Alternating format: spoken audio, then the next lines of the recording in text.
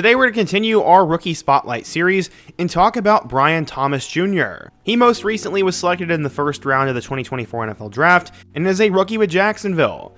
But what if I told you that just a couple of years ago he didn't even play football? Yeah, that's right. He didn't pick up the game of football till midway through high school.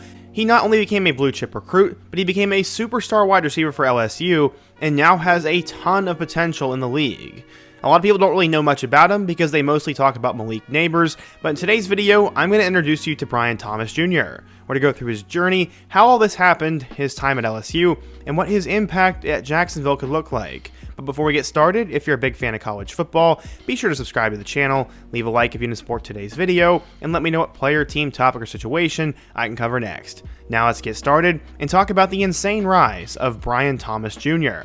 In order to understand how Thomas got to this point, we first need to go back in time. He was born in the city of Walker, Louisiana, and that is just a few miles away from Baton Rouge. He was born in the year of 2002, and everybody knew about Brian Thomas. That was his dad. He was a dominant high school athlete who played varsity in 4 different sports for Walker High School. But despite being a multi-sport athlete, Brian did not push his son to play football when he was a kid or when he was in middle school. Despite clearly being a talented athlete though, Brian did not play football at all until his sophomore year. But that didn't mean he wasn't utilizing his athleticism. He was an incredibly talented basketball player. At the time, he helped lead Walker High School to a 5A state championship as a freshman, and even was named the game's MVP.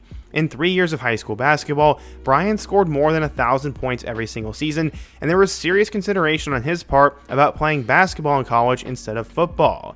But Walker's high school head coach saw Brian as a great football player and convinced him to join the football team his sophomore season. His coach said, quote, "I recorded bowl games on VHS when I was in college, and I saw Phillip Rivers run down and deck a guy who intercepted his pass. He was going into the NFL draft, and he could have held back, but he didn't. I remember thinking, the physicality, that's a football player, not a quarterback. It's the same thing with Brian." Ultimately, Brian played receiver, safety, and linebacker, and he used his size and speed to his advantage to hawk down passes and return them for touchdowns. He said, quote, "I usually play safety, but they'd put me at linebacker. I like that because I like to be aggressive, whether I'm on offense or defense. On offense, I like the plays where they throw the ball up and I have to go get it." In his very first high school game as a sophomore in 2018, Brian caught 4 passes for 278 yards and 3 touchdowns. One of them was 89 yards, one was 63 yards, and one was 75 yards. Pretty incredible. In his junior year in 2019, he caught 75 passes for 1,272 yards and 17 touchdowns. Because of this, he exploded on the recruiting scene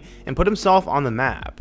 Tons of schools were starting to get interested because he was 6'4" with blazing speed and he was torching 5A level defenses. He did get some offers before he even played football, as in the summer before his sophomore year, both Texas A&M and LSU offered him, but by the end of his junior season, he added scholarship offers from Bama, Florida, Georgia, and Ole Miss, as well as Miami and Florida State, amongst others. LSU is always going to be the biggest name in his recruitment though, especially with him growing up so close to campus. He was already considered a 4-star recruit after just 2 seasons of playing football, and LSU head coach Ed Orgeron wanted to boost the receiver room that already brought in both Jack Beck and Malik Nabers. Despite having Texas A&M and Alabama in his top 3, Brian would decide to commit and sign with LSU before the start of his senior year. His senior year in 2020 was pretty solid, as he caught 30 total passes for 507 yards and 7 touchdowns in just 7 games. He also had a pair of rushing scores as well. In one game in particular, he had 10 catches for 155 yards and a touchdown, and to keep himself healthy for LSU, he decided not to play basketball his senior year. He said, quote, "Since I'm going to play college football, I wouldn't want to go out and get hurt, but there's a chance of that playing football. There's a chance of that just doing anything." He ended up finishing his high school career as a 4-star recruit in the class of 2021 and the 69th overall recruit.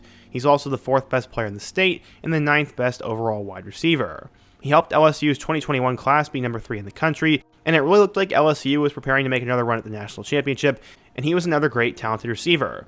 But how would he do in Baton Rouge? Well, let's take a look. When Thomas Jr. would arrive at LSU, he came in with a considerable amount of fanfare. It was pretty immediate that he was a special kind of talent, as a freshman, he played in 12 games for LSU, starting as a receiver in 9 of them.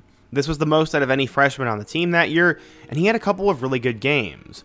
He caught 2 passes for 50 yards in a win over Central Michigan, had 5 catches in a loss to number 22 Auburn, and then caught his first career touchdown in a loss on the road to number 2 Alabama. He finished the regular season with a touchdown in their game against Hilo Monroe, and then got an opportunity to play against Kansas State in their bowl game. In total, Thomas finished with 28 touchdowns, and as I said, he had a really good freshman year. Unfortunately, in 2021, LSU had a major fall-off as the team went 6-6, had a lot of opt-outs, and a lot of quarterback problems. There was also some trouble going on behind the scenes with Les Miles, and that was apparently going to hit the program, so lots of players started to transfer out before the end of the year. Eventually, Ed Orgeron would leave before their bowl game, and they would get blown out in the Texas Bowl by K-State, and Orgeron was replaced by Brian Kelly. He really liked Thomas Jr. as a prospect, and wanted to utilize him even more in the offense in 2022, especially with their new transfer quarterback Jaden Daniels. With Jaden Daniels at the helm, Thomas Jr. would have an even better season, and alongside Malik Nabers, they became one of the best duos in the SEC. In his first game against Florida State, he caught 5 passes for 44 yards, and then ended up having a touchdown against Southern. He also had a touchdown against New Mexico, had 5 catches in a loss to number 8 Tennessee, and then had a touchdown against both Florida and UAB. Ultimately, he'd also catch 2 passes in their SEC championship loss to Georgia, and then in the Citrus Bowl against Purdue, he caught 4 passes for 31 yards and a touchdown. In total in 2022, Thomas Jr. caught 31 passes for 361 yards and 5 touchdowns. Many predicted him to be an all-SEC caliber player in 2023, and mock drafts also saw him as a Day 2 selection. Going into 2023, Kelly had high hopes for him as he said, quote, "I like where he's at, and I thought Brian last year was a bit sloppy at times, and his attention to detail wasn't great. This year, it's so much better though, and I see a much more mature player who's handling his business in a more mature way, and I like where he's at." And I think we're going to see a lot of good things from Brian this year. He ended up starting alongside Malik Nabers once again, and Thomas Jr. went crazy in their first game. Against number 8 Florida State, he caught 7 passes for 142 yards and a touchdown, and then followed it up with 6 catches and 2 scores and a win over Grambling. He then had 7 catches against Mississippi State, 2 touchdowns against Arkansas, and then 8 catches for 124 yards and 3 touchdowns and a loss to Ole Miss. Thomas was going crazy through the first half of the season. He had a crucial touchdown in their win over number 21 Mizzou, had 3 catches for 122 yards and 2 touchdowns against Army, and then was somewhat disappointing in their loss to number 8 Alabama. Luckily, he would finish the year strong, though, as he had 6 catches for 150 yards and 2 touchdowns and a win over Florida, 4 catches for 103 yards and a touchdown against Georgia State, and then a touchdown against Texas A&M. Instead of opting out, Thomas would play in their final game, as they would win 35-31 against Wisconsin, and he caught 8 passes for 98 yards and 2 touchdowns. Ultimately, he finished the year with 68 catches for 1,177 yards and 17 touchdowns. Thomas Jr. was a touchdown machine, but for some reason he was going under the radar. While many think that Malik Nabers is the better prospect, some would argue that Brian Thomas Jr. would fit better into the NFL. He declined to come back for his senior year and declared for the 2024 NFL Draft. By the time he had finished his career in Baton Rouge, he had 127 career receptions for 1,800 yards and 24 touchdowns, which tied Justin Jefferson for number 3 in LSU history. He also performed super well at the NFL Scouting Combine, running a 4.3 40-yard dash time, and at 6'4", he was going to be a steal. He was going under the radar compared to other guys such as Rome Odunze, Marvin Harrison Jr., Malik Nabers, and Keon Coleman. Xavier Worthy also blew up at the NFL Combine, so no one was really talking about Brian Thomas Jr. According to NFL Mock Database, Thomas Jr. was a projected first-round pick and the 20th overall prospect. He had a 75% chance of going in the first round, and that would end up happening. Eventually, he was taken with the 23rd overall pick by the Jacksonville Jaguars, and he is another weapon to add to their offensive system that includes their newly high-paid quarterback Trevor Lawrence. Many are expecting big things from him in the pass-catching game, and they'll also look to Gabe Davis, who they brought in from the Buffalo Bills. Trevor Lawrence said, quote, "I really like him. Obviously, he's talented, he can fly, and he's really smart, but the one thing I'm most impressed by him is how fast he's picking up the offense. He's soaking it up."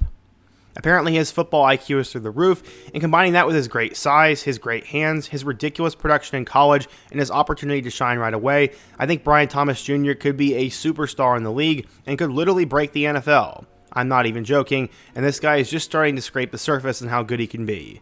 But what do you guys think? If you're a Jaguars fan, let me know what you think of him down below, and what other rookie should I cover next? Be sure to let me know, leave a like if you're to support today's video, subscribe if you're new, and check out all my other videos on the end screen. Hope to see you guys again soon, but until next time, peace.